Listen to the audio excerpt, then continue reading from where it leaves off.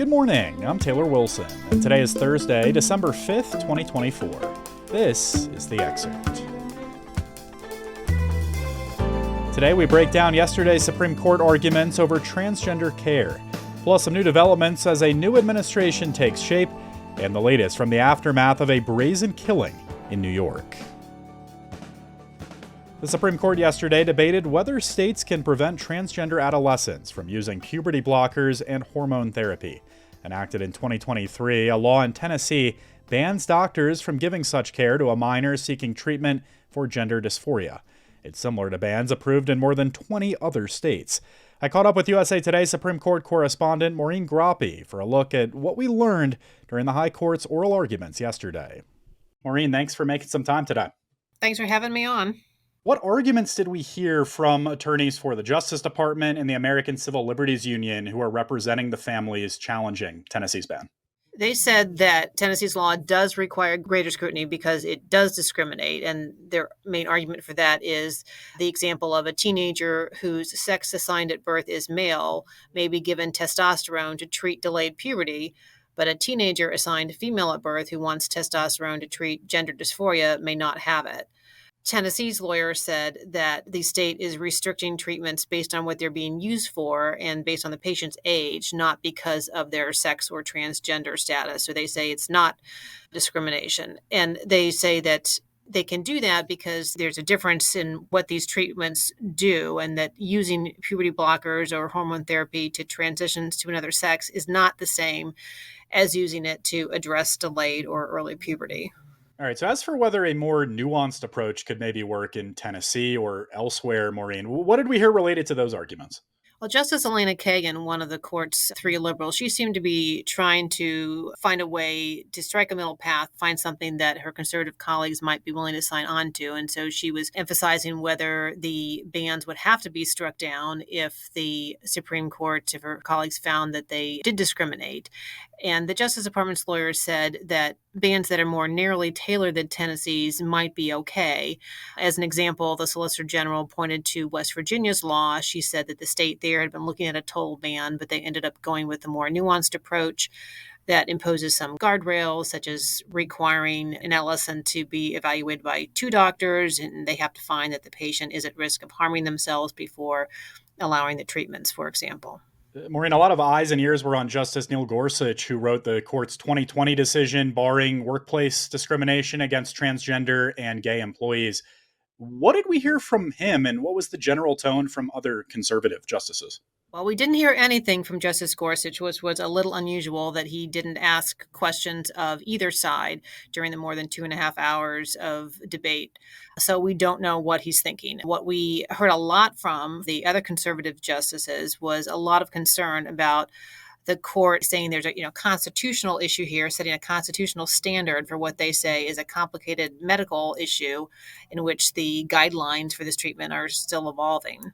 There was interestingly some talk about Europe and how European countries have approached this issue. What did we hear on this front? Yeah, you might not expect that a conservative majority might be looking to Europe for guidance on issues, but they repeatedly brought up the reevaluations that some European countries have done lately about this issue. And in particular, they cited England's review of gender affirming care, which concluded that there's not a lot of good evidence yet on the long-term outcomes of the care for managing gender dysphoria. The Justice Department's lawyer acknowledged that there's a lot of debate about this care and when adolescents should get it, but she said she stands by the fact that the consensus remains that treatments are still medically necessary for some adolescents. We also heard a concern, Maureen, that the ruling could undermine previous landmark decisions guaranteeing equal protection under the law. Who brought this point up, and what's really the argument here? That concern came from Justice Ketanji Brown Jackson, who said that some of the arguments being raised by the Tennessee legislature about gender affirming care sounded similar to her arguments made in the 50s and 60s about racial classifications. She talked about a 1967 landmark Supreme Court decision, Loving versus Virginia, that threw out Virginia's law prohibiting interracial marriage. She suggested that Virginia's ban might have survived if the state had made an argument similar to what Tennessee is arguing for here about why their law, their ban is not discriminatory. And one thing to note is that Jackson is Black and is married to a white man, and Justice Clarence Thomas also has an interracial marriage. Ahead of a new White House next year, we're in this transition period. What's next, Maureen? When might we get a decision here? What are some of the complications based on what I just mentioned? And really, what are kind of the broader downstream impacts? And so normally we would expect a decision in a matter of months and for sure before the court finishes their term at the end of June. But there's a bit of uncertainty here because the incoming Trump administration has a different view about this issue than does the Biden administration. So after Trump takes office in January, the Justice Department could tell the Supreme Court, oh, you know what, we are no longer challenging Tennessee's ban. You still have another challenger. You still have the families in Tennessee who are represented by the American Civil Liberties Union. Their challenge would still exist. So the court could just go ahead and decide the case anyway based on the arguments that were made yesterday. They could throw out the case, or they could say, okay, well, now we want to hear why the Justice Department has changed their position and factor that into our decision. Great breakdown for us. Maureen Grappi covers the Supreme Court for USA Today. Thanks, Maureen. Thanks for having me. President-elect Donald Trump's plan to use an outside advisory committee led by Elon Musk and Vivek Ramaswamy to cut federal spending is raising eyebrows among ethics law experts who say its leaders won't be subject to the same laws as Trump's nominees to the cabinet and other top jobs. The group called the Department of Government Efficiency, or DOGE, would devise plans to roll back federal regulations and reduce agency budgets, according to Musk and Ramaswamy, both of whom are wealthy businessmen who would not take paid government jobs. The pair are meeting with lawmakers on Capitol Hill today. Such responsibilities usually fall to full-time White House employees who have to abide by conflict of interest standards and disclose their financial interests, either publicly or confidentially, depending on the person's role. That's according to Kathleen Clark, a professor of law for Washington University in St. Louis. Outside advisors have no such requirement.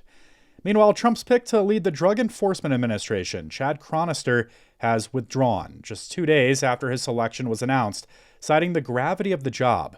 This is the second Trump administration pick to withdraw. Trump's first choice for Attorney General, former Congressman Matt Gaetz, dropped out of contention amid questions about whether he would be confirmed by the Senate with allegations of sexual misconduct. And in other news ahead of next month's new administration, Trump said yesterday he is nominating Paul Atkins, a pro-business former federal regulator who is friendly toward the budding cryptocurrency industry, to lead the Securities and Exchange Commission. The CEO of United Healthcare, one of the largest insurance providers in the country, was shot and killed yesterday morning outside a hotel in Midtown Manhattan in what police called a brazen, targeted attack. 50-year-old Brian Thompson was shot by a masked gunman around 6:45 a.m. near the New York Hilton Midtown, where he was set to speak at an investment conference. That's according to New York City Police Commissioner Jessica Tisch at a news conference. Tisch said it seems the gunman was lying in wait for several minutes as other people walked by. Surveillance video shows that when Thompson appeared, the suspect stepped behind him and opened fire from close range, striking him in the back and leg.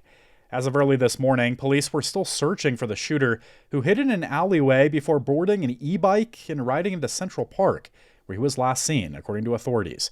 Thompson's wife, Paulette Thompson, told NBC News that her husband had been the target of threats, but she didn't know their nature or from whom.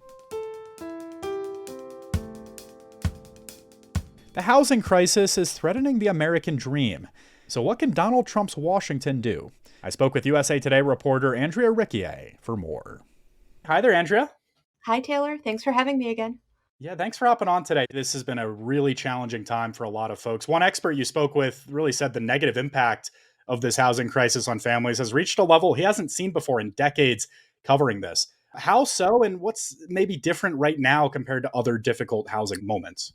What we're seeing right now, what this particular former HUD secretary said, was it used to be that housing was tight and expensive in like coastal areas, right? Like New York, Boston, DC, California, maybe some other areas like Chicago, for example. And now it's everywhere. He said 33 governors talked about the housing crisis in their State of the State addresses. As we know, there were questions about it in the presidential debate. One particular senator from a red state goes home and he says every town hall question that he gets is about housing. It's not just a blue state issue. It's not just a coastal issue. It's not just a city issue.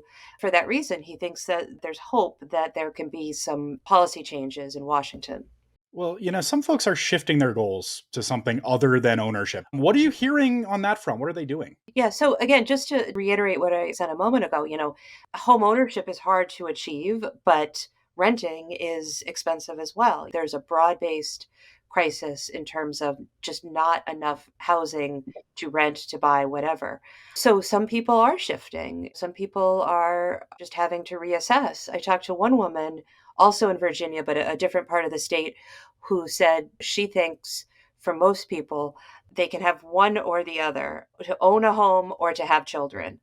And, that's pretty grim, right? That is not the American dream, making that kind of hard decision. I also did a story a couple of days ago that looked at how expensive renting is.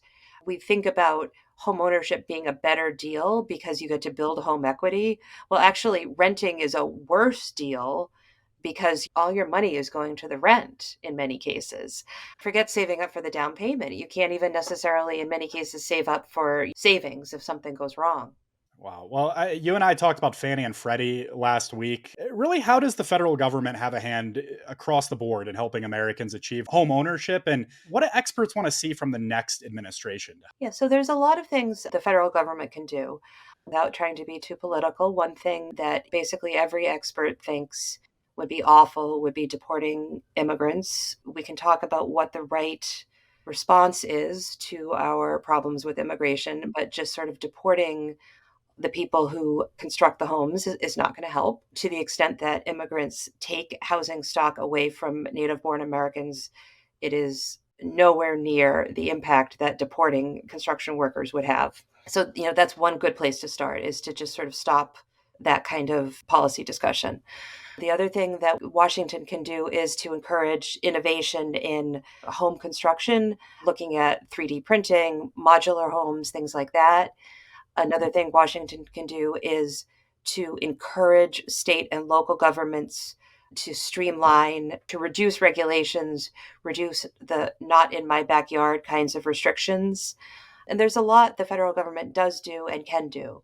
So the hope is that with all these forces coming together to say this is the time, that something actually does get done in the next couple of years. And Andrea, in talking with Americans, we've heard from a couple of them, not just for this piece, but in general, do you hear that home ownership is still a big part of the American dream? Yes, I do. But again, delayed, not looking like what it may have 30 years ago, not looking like maybe what people thought when they were growing up. Having to make a lot of compromises, I think, is the way to describe it. And, I always come on here with bad news, Taylor. I'm sorry. I come on your show and I sound like a downer, but, it really is a tough market. We'll get a glass half full one of these days. Andrea Riccier with some great perspective and insight for us, as always. Thanks, Andrea. Thanks, Taylor. Take care. Gen Z is the first generation of digital natives, young people who are literally growing up on social media. It's where they socialize, but it's also where they're exposed to dangerous levels of toxic culture. Director Lauren Greenfield captured all of this and more in an eye-opening 5-part docuseries on FX called Social Studies. Listen in today beginning at 4 p.m. Eastern Time when she joins my colleague Dana Taylor to give an intimate look at how social media is shaping the adults many teens are becoming. And thanks for listening to The Excerpt. You can get the podcast wherever you get your audio. And if you're on a smart speaker, just ask for The Excerpt. I'm Taylor Wilson, and I'll be back tomorrow with more of The Excerpt from USA Today.